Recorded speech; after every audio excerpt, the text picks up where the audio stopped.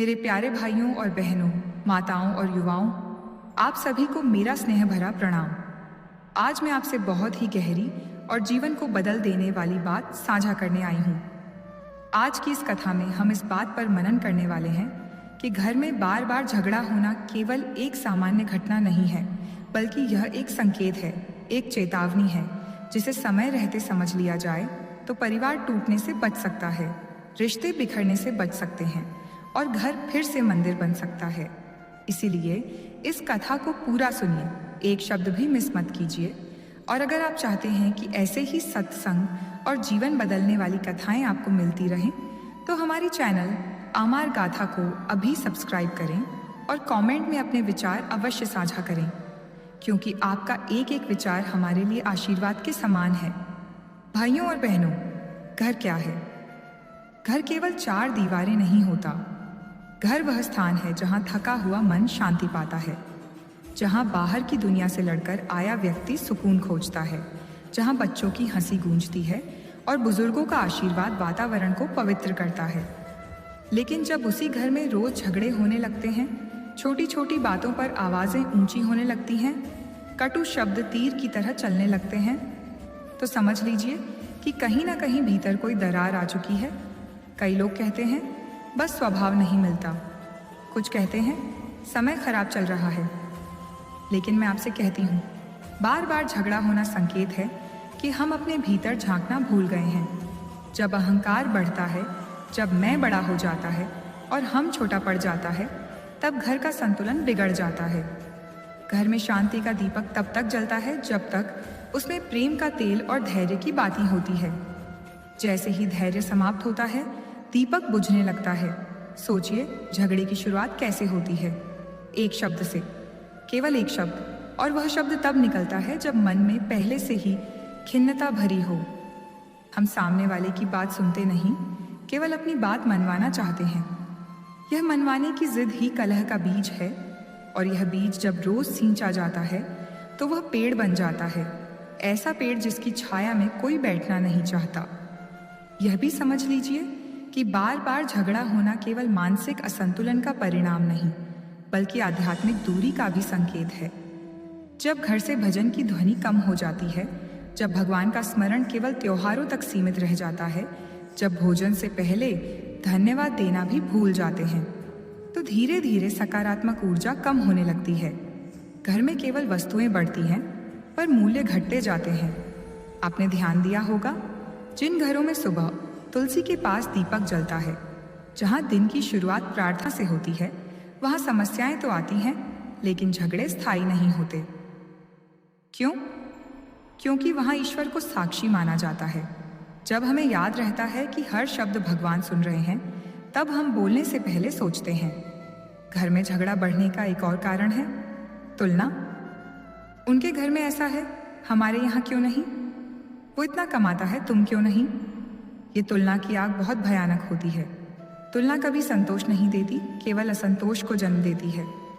और असंतोष जब भीतर बैठ जाता है, तो वह हर छोटी बात में कमी ढूंढने लगता है। भाइयों और बहनों, कभी कभी झगड़े का कारण आर्थिक स्थिति नहीं होती, बल्कि संवाद की कमी होती है।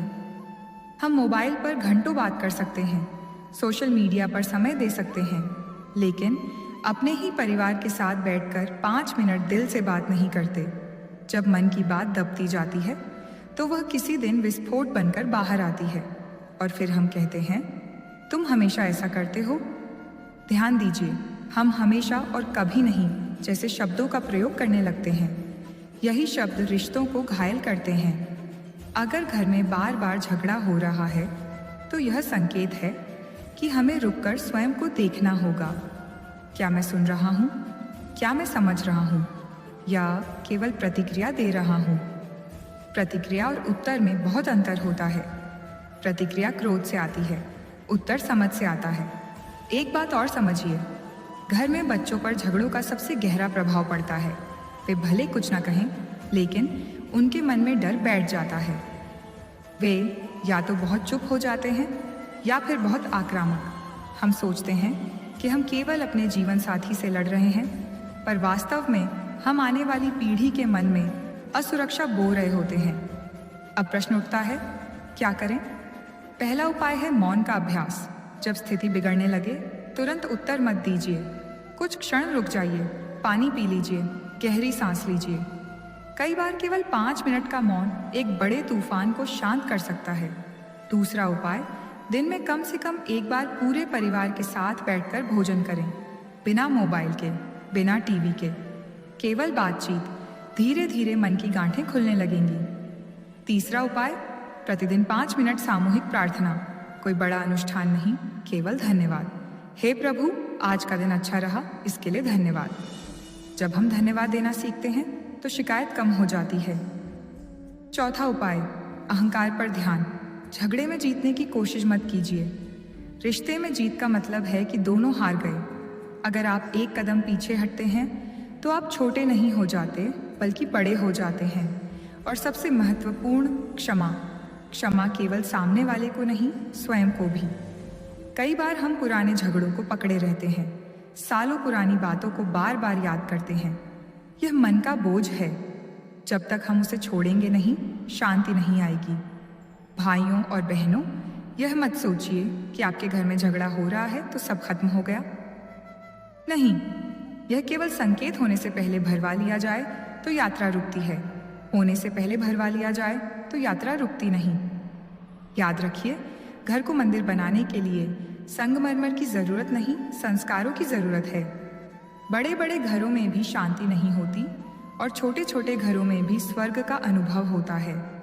अंतर केवल व्यवहार का है। आज संकल्प लीजिए कि हम अपने घर में शब्दों का चयन सावधानी से करेंगे, कटु वचन से बचेंगे। अगर गलती हो जाए तो तुरंत माफी मांगेंगे। माफी मांगने से सम्मान कम नहीं होता, बल्कि बढ़ता है। घर में बार बार झगड़ा होना केवल शब्दों का टकराव नहीं है, यह ऊर्जा का टकराव है। जब मन के भीतर दबा हुआ तनाव बाहर आने का रास्ता खोजता है, तब छोटी सी बात भी बड़ी बन जाती है। कई बार आपको लगेगा कि बात तो बहुत साधारण थी, पर प्रतिक्रिया असाधारण क्यों हो गई? यही वह संकेत है कि भीतर कहीं संतुलन बिगड़ चुका है। इसलिए इस स्थिति को हल्के में मत लीजिए, इसे समझिए। जब घर में बिना कारण चिड़चिड़ापन बढ़ने लगे, जब मन हर समय किसी न किसी कमी को खोजने लगे, तो यह इस बात का संकेत है कि मन थका हुआ है। थकान केवल शरीर की नहीं होती, भावनाओं की भी होती है। हम बाहर की दुनिया से लड़ते लड़ते इतने थक जाते हैं कि घर आकर भी विश्राम नहीं कर पाते। इसका उपाय बहुत सरल है। अपने दिन में कुछ क्षण मौन के जोड़ दीजिए। सुबह उठते ही मोबाइल देखने के बजाय 2 मिनट आंखें बंद कर प्रभु का स्मरण कीजिए। रात को सोने से पहले दिन भर की घटनाओं को भगवान के चरणों में समर्पित कर दीजिए। जब मन हल्का होगा तब वाणी भी हल्की होगी। कभी आपने ध्यान दिया होगा कि झगड़े अक्सर तब बढ़ते हैं जब घर में सम्मान का भाव कम होने लगता है।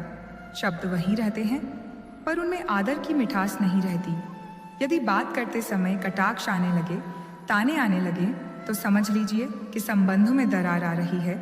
इसका उपाय है सचेत होकर बोलना।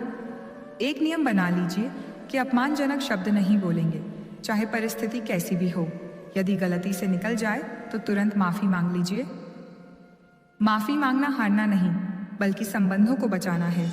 जब आर्थिक विषय हर बातचीत का केंद्र बन जाए, तब भी तनाव बढ़ता है। धन की आवश्यकता है, पर धन को ही जीवन का आधार बना देना असंतोष को जन्म देता है। संतोष का अभ्यास कीजिए। महीने में एक दिन परिवार के साथ बैठकर खुले मन से चर्चा कीजिए कि क्या आवश्यक है और क्या केवल इच्छा है। जब पारदर्शिता आती है तो शंका समाप्त होती है, और जहाँ शंका नहीं, वहाँ झगड़ा भी कम हो जाता है। एक और सूक्ष्म बात समझिए, जब घर में हंसी कम हो जाती है तब विवाद बढ़ने लगते हैं। पहले जहाँ छोटी बात पर मुस्कान आ जाती थी, अब वही बात तर्क बन जाती है। इसीलिए घर में हल्कापन बनाए रखिए। सप्ताह में एक दिन ऐसा रखिए जब पूरा परिवार साथ बैठे, भजन सुने, कथा सुने या केवल अपने अनुभव साझा करें। सामूहिक समय रिश्तों में नई ऊर्जा भर देता है।